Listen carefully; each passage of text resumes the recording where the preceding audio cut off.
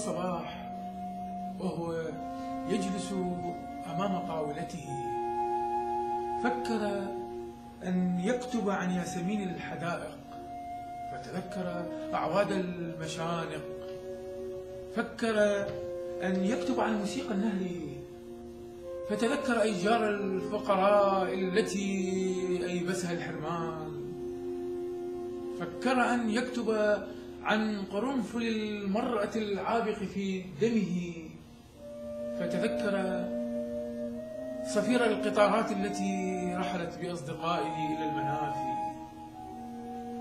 فكر أن يكتب عن ذكرياته المتسكعة تحت نسيف المطر،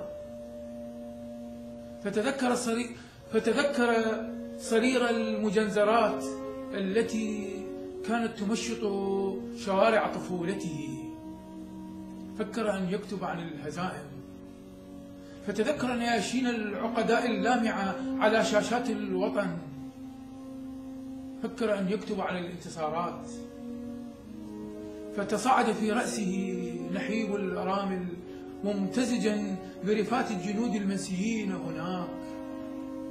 في آخرة الليل وجد سلة مهملاته مملوءة وورقته فارغة بيضاء.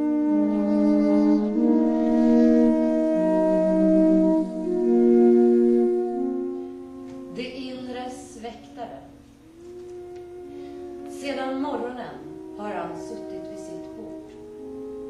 Han tänkte skriva om trädgårdarnas jasminer, men mindes skaljarna. Han tänkte skriva om flodens musik, men kom ihåg de fattigas uttorkade träd.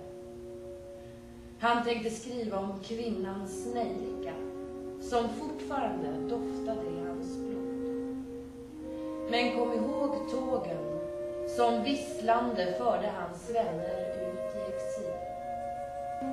Han tänkte skriva om minnena, om att driva runt i duggregn. في حديقة الجندي المجهول. الجندي الذي نسي أن يحلق ذقنه ذلك الصباح فعقبه العريف. الجندي القتيل الذي نسوه في غبار الميدان.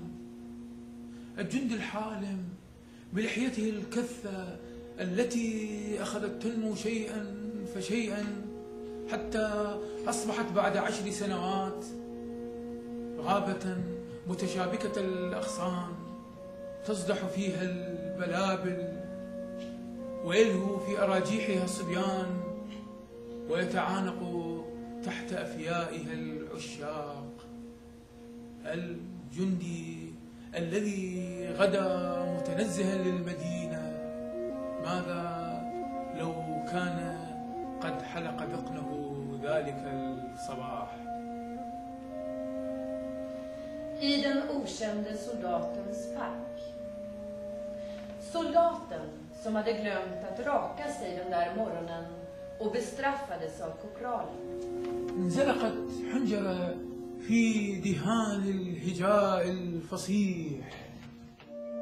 انزلقت حنجرة في دهان الهجاء الفصيح فظلت تصيح عندما استيقظ الإمبراطور من حلمه برما.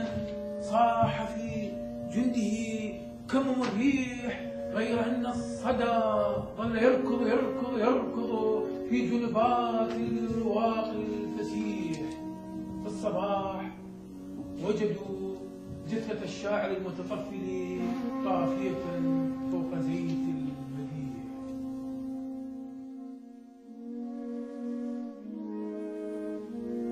En poet. Struphuvudet halkade på smädandets rena fett och fortsatte skrika. Håll för vindens mun, så att ekot dör bort ur slottets korridorer. Fann de den pratglade poetens lik, flytande på lovsångens olja.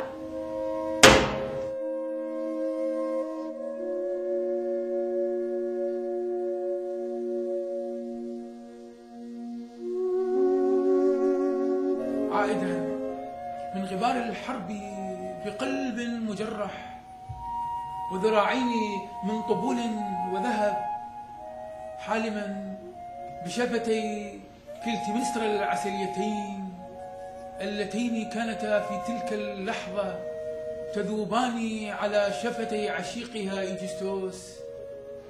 ليلة عندما فتح الباب رأى في دبق شفتيها آلاف الجثث التي تركها في العراء، فتذكر أنه نسي أن يترك جثته هناك.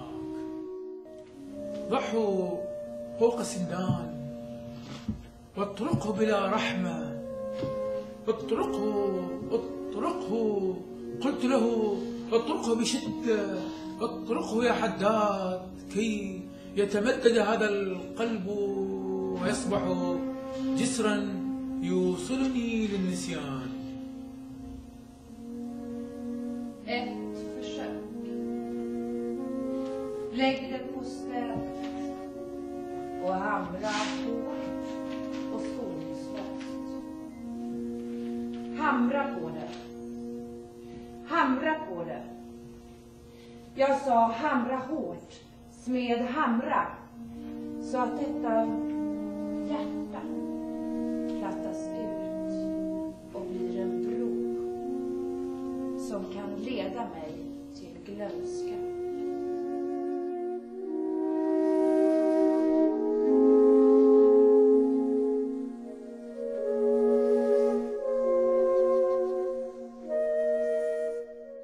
Spegelbilder.